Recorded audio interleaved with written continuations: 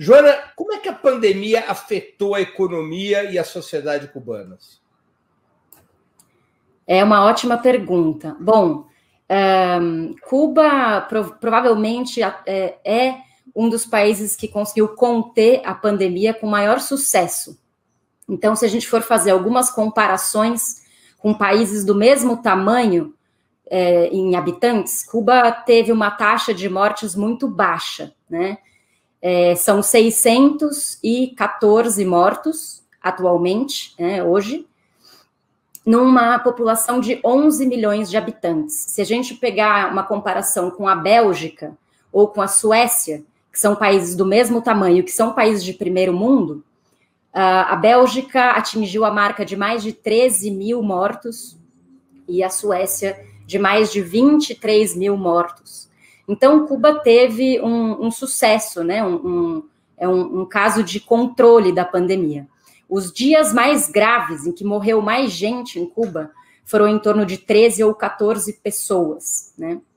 E isso foi assim, por principalmente dois motivos. Pelo fato de que Cuba tem um sistema de saúde pública muito bem estruturado como prioridade para o governo cubano, inclusive com um sistema que inspirou aqui no Brasil o Programa Médicos da Família, né?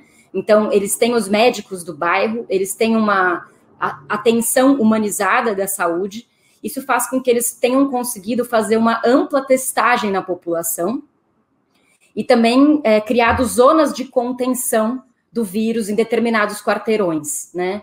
Então, se detectava que o contágio estava em determinados lugares das cidades, né? Era possível fazer zonas de contenção e isolamento, inclusive com caminhões levando mantimentos para essas zonas, para que as pessoas não precisassem se deslocar dentro da cidade. Então, é um estado que tem uma estrutura de saúde superior a todos os países subdesenvolvidos latino-americanos, e é um governo que se preocupou e que priorizou o combate à pandemia, né? E daí é aquilo que não tem tanto segredo, assim, né? Não tem magia. Tem uma combinação de política humanitária, prioridade à vida e ciência, né? E fazer rastreamento e fazer as medidas que a ciência comprovou que davam certo. Agora, a pandemia provocou um certo abalo da economia cubana, né? Sim, com certeza. Aí é o lado ruim da história, né? É o lado pesado. Porque a economia cubana, desde os anos 90, é predominantemente baseada no turismo, como muitos sabem, né? Embora exista ainda uma participação importante das exportações primárias de produtos agrários, o açúcar ainda, né? E do níquel como produto mineral, o turismo e os serviços em geral na economia cubana têm um peso muito grande, né? Atualmente, o turismo ocupa algo aproximadamente 15% do PIB cubano. E o turismo teve uma queda brutal, né? Foi a atividade mais atingida pela pandemia. De 2019 para 2021, foi uma queda de 95% da atividade turística, né? E isso fez com que o PIB de Cuba, em 2020, tivesse caído 11%. E essa é uma queda maior do que a brasileira, inclusive, né? Que foi em torno de 4% a 5%.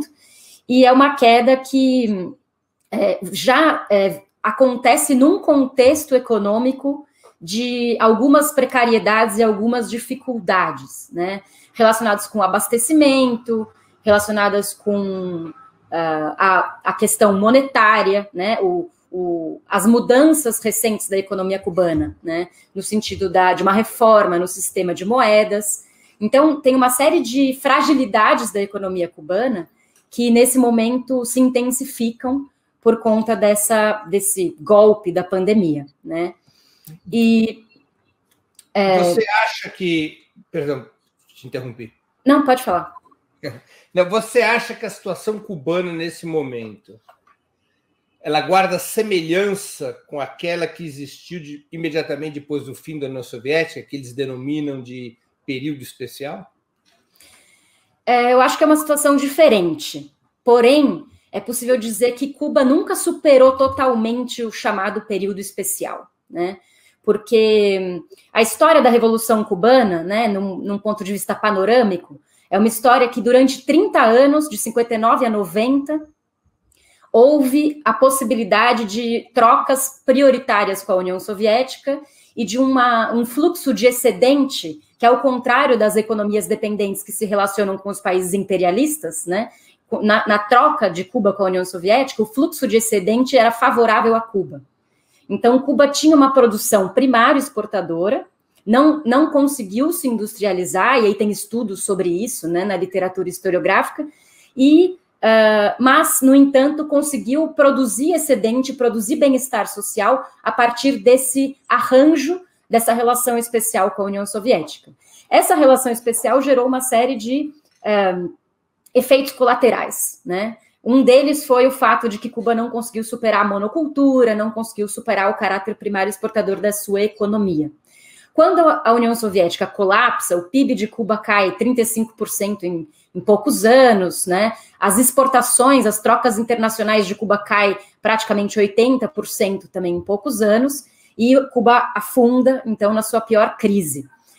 Os problemas de fundo que geraram o período especial têm a ver com precariedades na estrutura produtiva, com uma baixa taxa de investimento, né? Tanto é que hoje Cuba abre a possibilidade de investimento estrangeiro justamente porque busca aumentar a taxa de investimento, e também uma estrutura produtiva não diversificada ou não suficientemente diversificada, né? Sem falar, obviamente, no bloqueio econômico dos Estados Unidos, que é sempre um motivo principal, né, das dificuldades cubanas do ponto de vista econômico, né? Então, a gente pode dizer que esses problemas não foram totalmente superados de 1990 para cá. Muitos desses problemas que geraram o período especial ainda estão presentes, mas eles foram atenuados. Por exemplo, com a diversificação das trocas comerciais de Cuba com outros países, né? Então, Cuba hoje tem uma relação comercial mais bem distribuída entre diferentes países, né? Principalmente com a China e também com a Venezuela, né? Que são países com quem Cuba estabelece trocas prioritárias, né? Mas também com outros países como o Irã e outros países da América Latina também, né? Isso faz com que os impactos externos, das economias externas, não tenham mais sobre Cuba o mesmo impacto que aconteceu com a queda da União Soviética. Nem mesmo a crise venezuelana afeta do mesmo jeito? A crise venezuelana afeta e deteriora a situação cubana, principalmente relacionada com o desabastecimento de combustíveis, né? Então, a relação prioritária que Cuba estabeleceu com a União Soviética e também que Cuba estabeleceu com a Venezuela era principalmente pautada no oferecimento de combustíveis desses países para Cuba. E combustível, né, combustível fóssil, no caso, é a base de toda a logística, de toda a produção, né?